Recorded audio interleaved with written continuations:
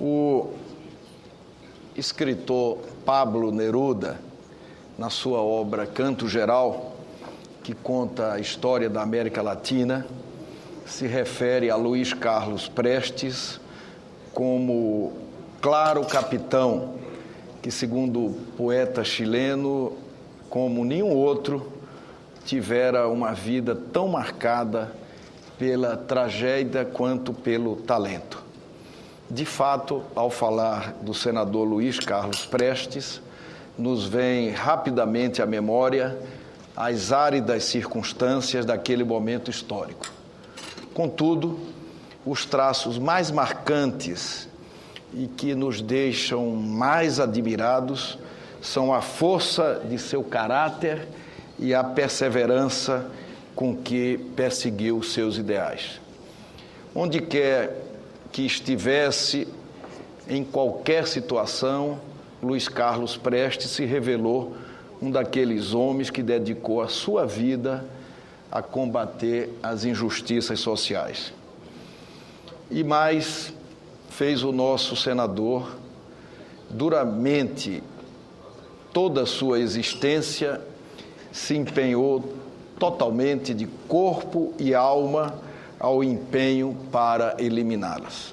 Ainda muito jovem, como oficial do Exército, preocupado com a tropa, contratou cozinheiros para melhorar a qualidade da alimentação, além de organizar as atividades militares de maneira que todos pudessem estudar, receber educação física e instrução militar.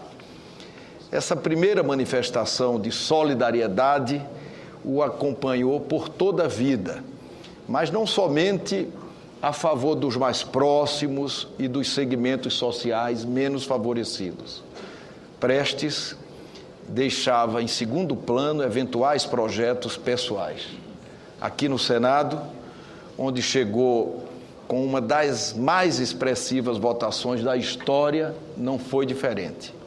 Em seus pronunciamentos e em seus apartes, em suas intervenções, além da defesa de seu ideário socialista, que incluía a alimentação da jornada de trabalho, o direito de greve, a justiça gratuita, o rito sumário para as causas que envolvesse o trabalhador rural e a estabilidade para o funcionário público, manifestava sempre sua grande inquietação com os destinos do país.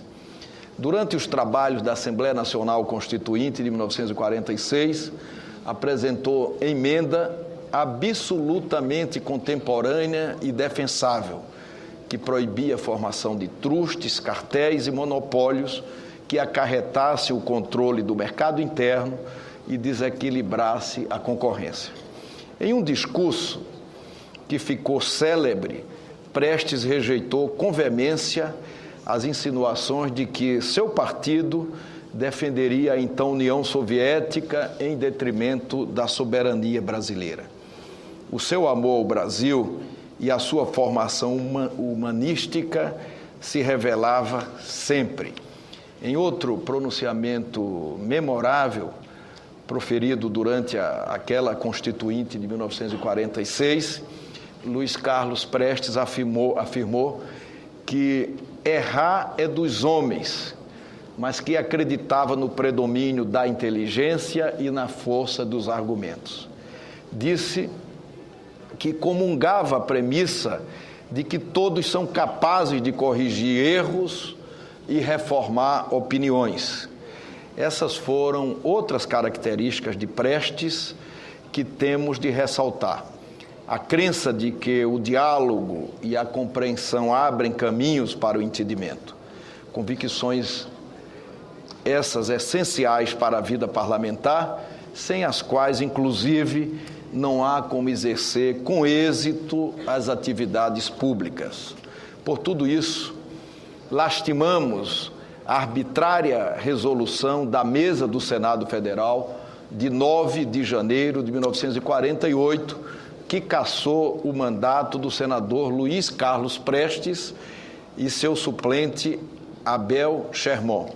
Somente agora em maio de 2013, após 55 anos, por iniciativa do nosso colega senador Inácio Arruda, simbolicamente resgatamos o nome de Luiz Carlos Prestes no Senado Federal.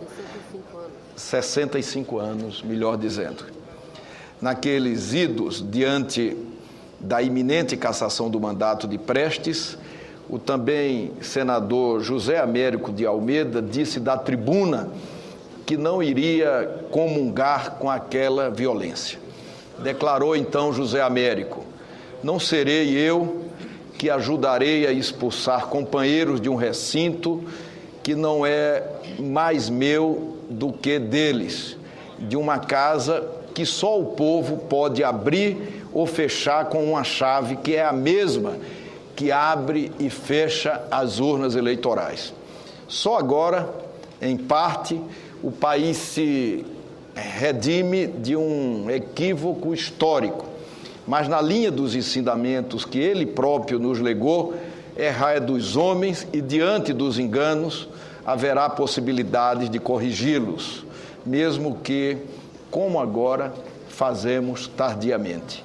Essa solenidade de devolução do mandato do senador Prestes se constitui em uma modestíssima homenagem ao homem que foi Luiz Carlos Prestes e, por extensão, a sua família aqui presentes: Maria do Carmo Ribeiro, viúva de Prestes, os filhos Luiz Carlos Prestes Filho, Zóia Ribeiro Prestes, Mariana Ribeiro Prestes, Ermelinda Ribeiro Prestes e os netos João Luiz Prestes Rabelo, Ana Maria Prestes Rabelo e Eduardo Prestes Macena. Também estendo, como fiz inicialmente, as nossas homenagens aos familiares de Abel Sherman, aqui representados por Carlos Eduardo Sherman e Anta Paula Sherman e Eduardo Prestes Macena. Durante o período em que foi mantido na prisão, vários deles sem comunicação alguma com o mundo exterior, ele manteve a esperança de um futuro melhor e a crença na capacidade humana de se redimir. Por isso mesmo, foi chamado pelo seu grande amigo Jorge Amado de Cavaleiro da Esperança, apelido esse que deu nome ao livro que escreveu em favor da libertação de Prestes.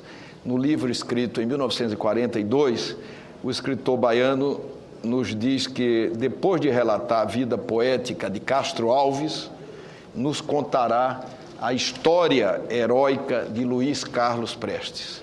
No prefácio, Jorge Amado se dirige a uma leitora imaginária com a intenção de falar diretamente ao povo brasileiro, conclamando-o a tomar posição pela democracia e pela liberdade. Como relata o próprio autor, este não é nem pretende ser um livro frio, mas uma obra escrita com paixão sobre uma pessoa amada.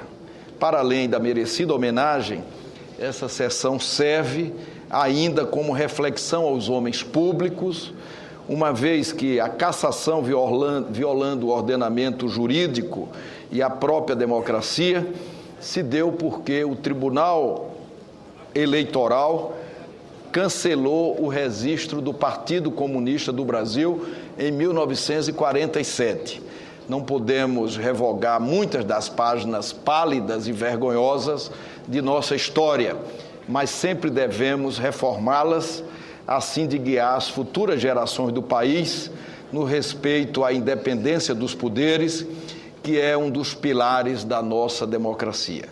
Como presidente do Senado Federal e do Congresso Nacional, em nome das instituições, peço publicamente desculpas à família de Luiz Carlos Prestes pela atrocidade patrocinada pelo Estado contra um ilustre brasileiro legitimamente escolhido pelo povo para representar.